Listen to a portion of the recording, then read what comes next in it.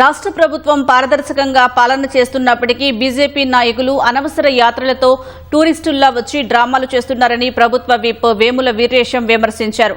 BJP నాయకులు కల్లాల్లోకి పోయి ఈ పాపం అంతా మోదీదే అని రైతులకు క్షమాపణ చెప్పాలని డిమాండ్ చేశారు.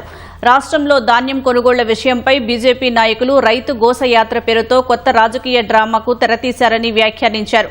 నిజంగా రైతుల సమస్యలు పరిష్కరించాలని ఉంటే ఈ యాత్ర తెలంగాణలో కాదు ఢిల్లీలో చేయాలని చురకలంటించారు. చేస్తున్నటువంటి యాత్ర పనికిమాలిన యాత్ర. ఎన్ని యాత్రలు చేసినా ఈ రాష్ట్ర ప్రజలు మిమ్మల్ని నరేంద్ర మోడీని నమ్మరుగాక నమ్మరు. ఇక్కడ కొన్నటువంటి ధాన్యాన్ని మాకు బాయిల్డ్ పర్సెంటేజ్ ను పెంచి ధాన్యాన్ని తీసుకోమన్నాం, చేతగాకపోయా. గత సీజన్ లో కొన్న ధాన్యాన్ని లిఫ్ట్ చేయమన్నాం, చేతగాకపోయా. FCI గోడౌన్స్ నన్న మాకు ఇవ్వమని చెప్పినాం, అది కూడా చేతకాకపోయా. మీరు చేస్తున్నటువంటి ఒక గోబెల్స్ ప్రచారాన్ని బంద్ పెట్టుకోవాలని చెప్పేసి తెలియజేస్తూ రైతాంగానికి మేము విజ్ఞప్తి చేస్తున్నాం.